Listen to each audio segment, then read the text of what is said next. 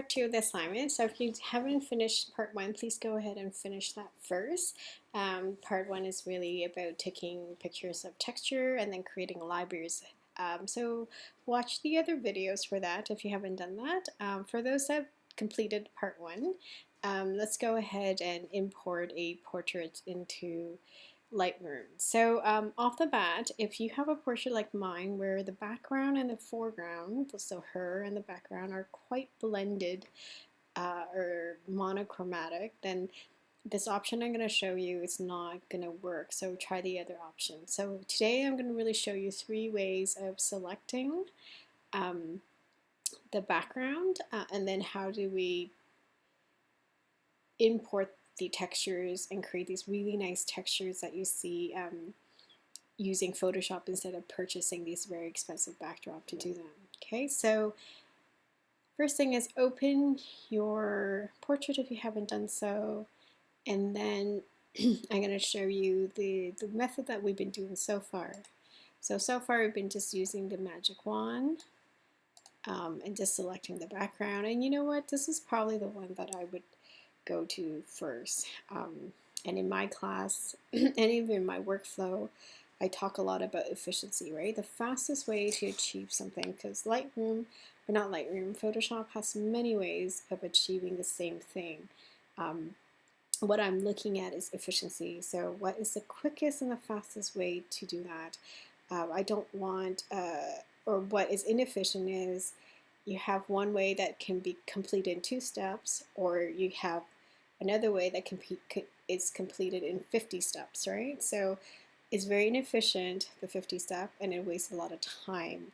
And a lot of time when you open those layers or 50 layers in it, you don't know what is what. Or that's my experience. You don't know how to read the layers, or you forget what you name what. So make sure it's very efficient. If there's a better way, a more efficient way, then stick to that, especially for my class when I'm looking for efficiency. Okay, so this is what I normally go to first. If it doesn't work, then I'm going to use the other 2 methods that I'm showing you. So select that, and usually I either create a mask directly in this image, or what I like to do, just create a blank curve mask. That way it's already selected, and then if I want to refine it, I use the paintbrush, right?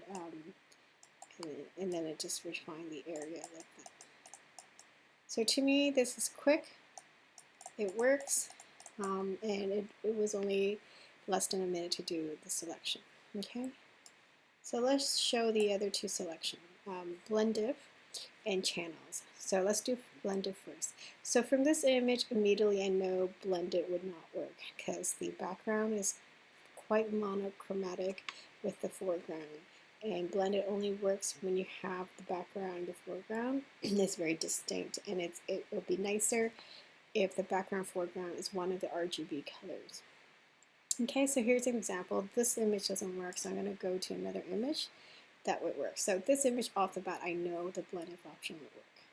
So if you had an image where the background is blue, green, or red, this will work perfect. So click on it to unlock. We're going to name it original, and as something I always do part of my workflow, I always duplicate just in case I messed up the original image for some reason. After you do that, we're going to go FX down here, blended option, and then this is where I'm interested in blended. Okay, we want this layer, we don't want the under layer because there is no other layer. This is just a backup.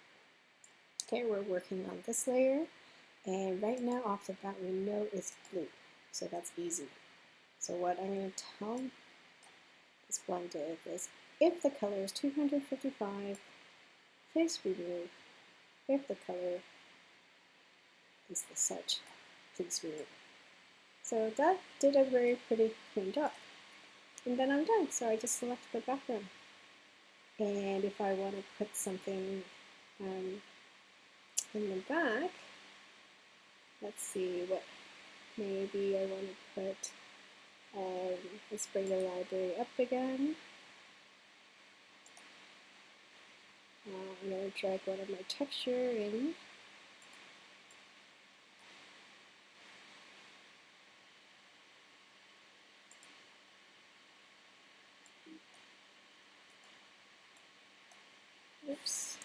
do.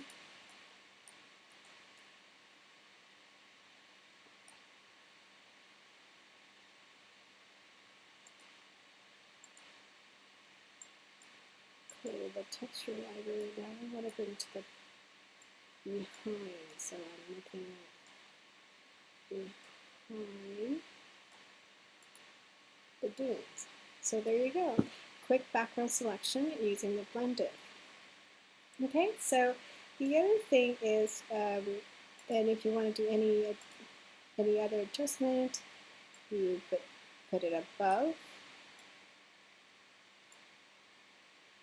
the layer. Okay, so if you notice, it also affected the this concrete in the back. So if you don't want it to affect the concrete in the back, what you want to do, you can just clip that. So just do it again. So I just want to clip that adjustment, which is Option Command or Alt and Control. Alt or Command G to clip. Okay. So that is a few ways that you can, or that's one of the other ways that you can easily do it.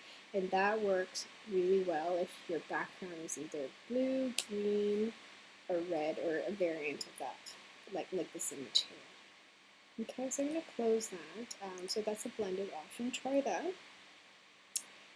The next option is we're looking at channels. Okay, so for this image, I'm going to bring up the channels. So if your channel is not open, go to Window, Open Channels, click on Channels, and then this window would appear. Okay, so again, I'm going to go through each of the layer. What I'm looking at is the layer that has the most contrast. So I'm kind of debated between red and green. So let's just call red. So once you find the one that has the highest contrast, then we're going to duplicate that channel. Okay, then I'm going to use Command or Control L to bring the levels up. So again, what I'm achieving here is a true black and white image. So like I said earlier, this image is real monochromatic, so it's really difficult. So just click OK. And then we're going to make more edits to it. So I'm going to click Select Tools, come on, select the background, that won't work. So I'm going to select her here. I'm going to fill it, so we're looking for black, normal 100%. And then I select here, and here. Oops, so the background selected to select again. So I'm just trying to make sure, well actually I did the opposite. That should be white. So I'm going to fill it with white. So, because I want to select her, so I want to make sure that's white. Okay.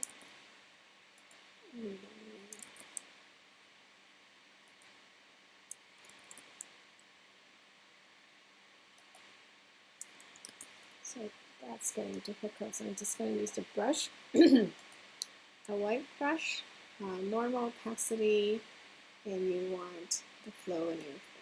Okay, and then I'm just going to paint it. So what you're looking for,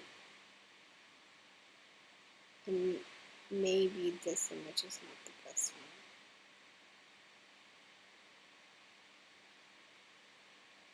So what am I doing? I'm trying to paint the one that I want to select. So I want to make sure she's selected, and so she needs to be white. Okay, so go around the edges. So first do rough pass, select that, and then you can clean the edges later. So we want to select that, and then we're going to fill it with black. So the areas we do not want to select is black.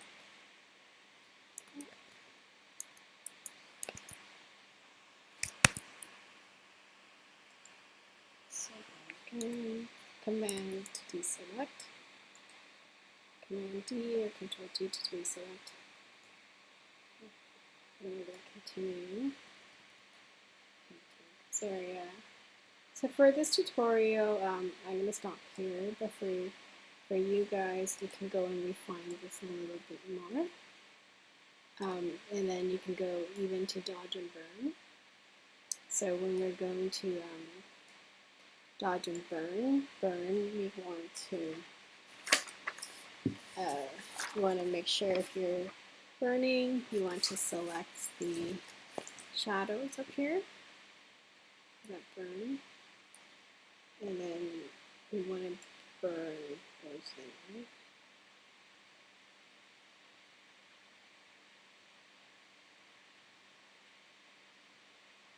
Just the edges.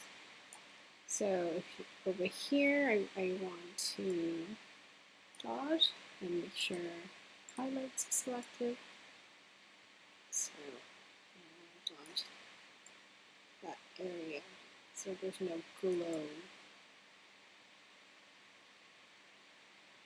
Okay.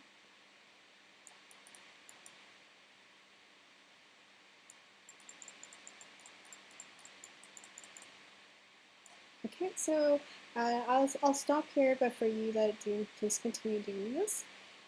So once you're done and you're happy with it, what you want to do is Control or Command Alt, and then the number of the layer. So this is layer 6. I'm going to hit 6. So you see that's selected, and then you're going to click on the RGB layer up here, and then she's selected it. Okay, so you can do that.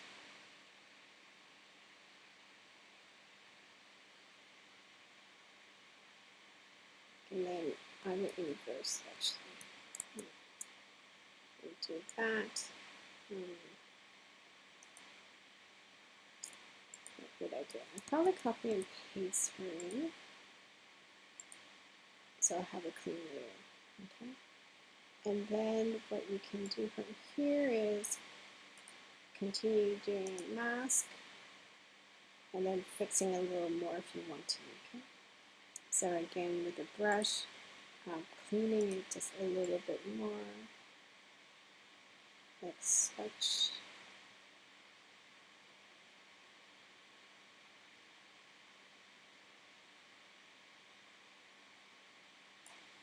Okay, and then now we're going to again import the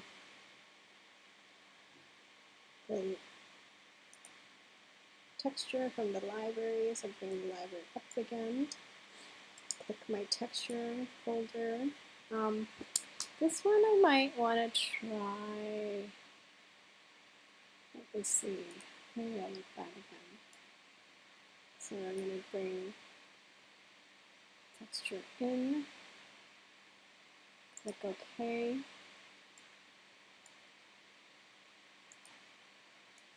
So I want the texture to be everywhere. Click OK. Okay, and then I actually want a color. I don't want this gray. So go to your adjustment layer, select a solid color, and I want to pick somewhere close to your skin color. Just do maybe a rose. Maybe. Let's try this one out. Click back here, and then I'm going to do overlay. There's a few things you can do. Soft light works fine, but I like screen. So if you overlay that, then you just have yourself you just created a really inexpensive backdrop. Like that. Okay, so if you notice a thing to keep in mind that between the hair, it would also go in and paint that. So again, for the sake of this tutorial, it's very quick, but if you're handing it, when you're handing it in, please make sure there's no glow, and you find the layer. So just showed you 3 different methods of selecting the background or removing the background, so you can import and add a texture to the background. Okay, so this is your part 2. Please continue doing this in your own time. Take your time at it. Ask me any questions, or if you have any questions, ask me, feel free. So this is about creating texture with backgrounds and whatnot. So let's show you a different one that I find the other thing you can do. Okay, so I have this image here. What I can also do is open my library. What I find is really interesting with this photo, there's kind of like a filmy effect to it. So I might like to apply this kind of really gritty plaster looking pattern here. Okay, so import it. And again, earlier we talked about what are the fastest way to, or the most effective and efficient way to do something. So for me, this is very easy. I'm going to overlay her soft light. Maybe this green. Yeah, I like soft light. And then bring out the pastel down. So I just want a little bit texture, but not much. Okay. And then I don't want it really around her face, so I'm going to create a mask. And then I remember brush. And then I want black to block. And slowly go over her face and her hair with the brush.